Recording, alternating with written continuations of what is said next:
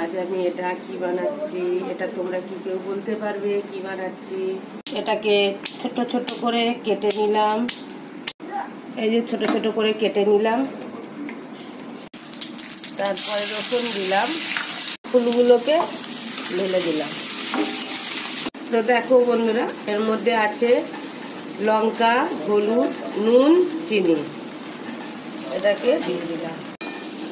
এই কাঁচা লঙ্কা দিলাম, দিয়ে দেবো। এই যে এবারে গ্যাসটা কমিয়ে এটাকে চাপা দিলাম। 10